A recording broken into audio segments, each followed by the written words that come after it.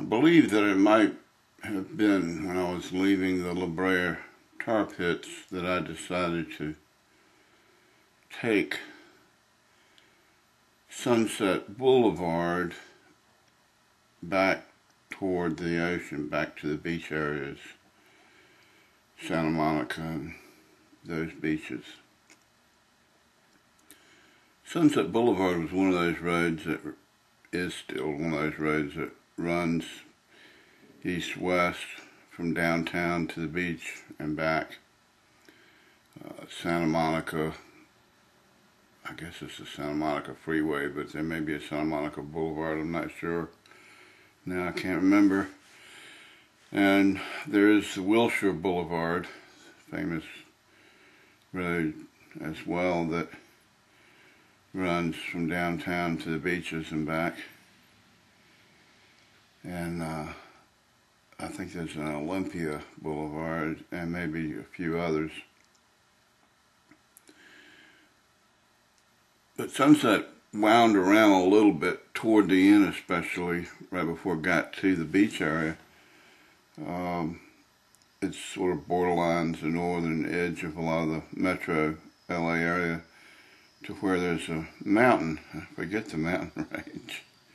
It's a small little range that Laurel Canyon and several of the other famous Hollywood home areas go up into, and Sunset Boulevard sort of right on the edge of that. So it winds around a little bit, makes it a little bit longer.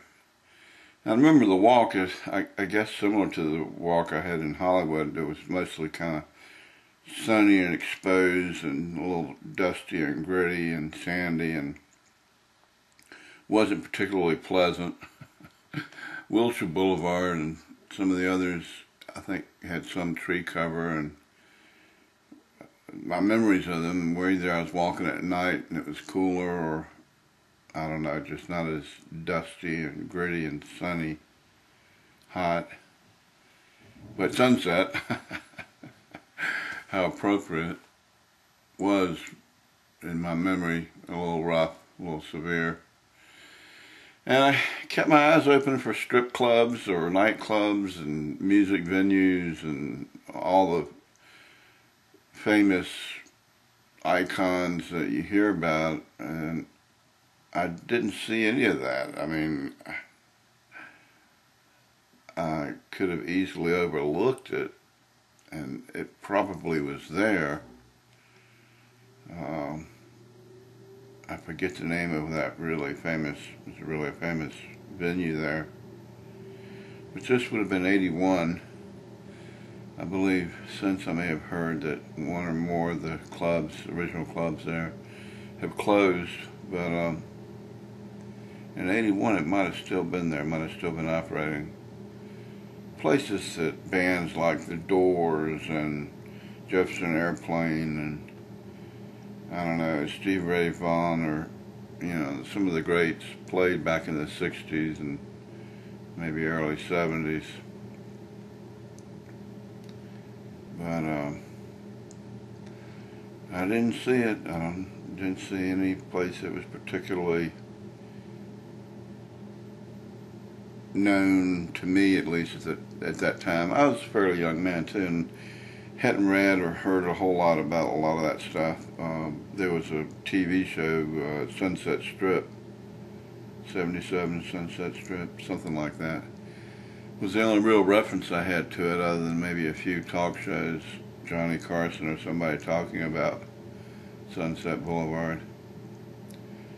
But it was interesting, you know, lots of little restaurants and commerce, different kinds of businesses along there. Interesting place to be. Where it meets the ocean is kind of the northern edge of Santa Monica Beach. It's kind of capsuled between that on the north and Venice Beach on the south side of Santa Monica Beach. So it was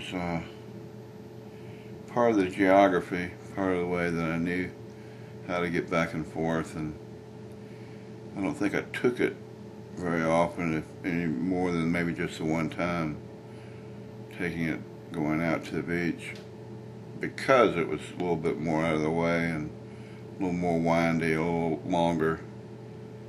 And to the north of that was Malibu, and I'm not sure that it was the same trip, but at some point I did walk up the coast a little ways through Malibu in that area.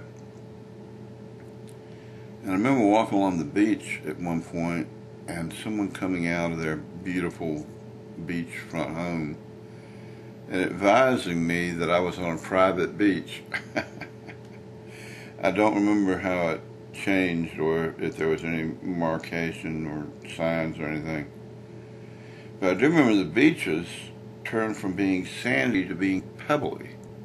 It was real hard to walk on if you were barefoot. You almost had to wear shoes. And then it was kind of awkward because you didn't have really sure footing. And out into the water, there were big rocks and the waves crashing on them. And further out, I think maybe a time or two I saw some surfers. So I think it was kind of known for being a good area for surfing. And it was known for having private beaches, so if you were one of the privileged, you might find a nice quiet spot there, but the public I don't think was welcomed. And if most of the beaches were all pebbly like the one area that I was at, I can't imagine that it was that nice to go out on the beach.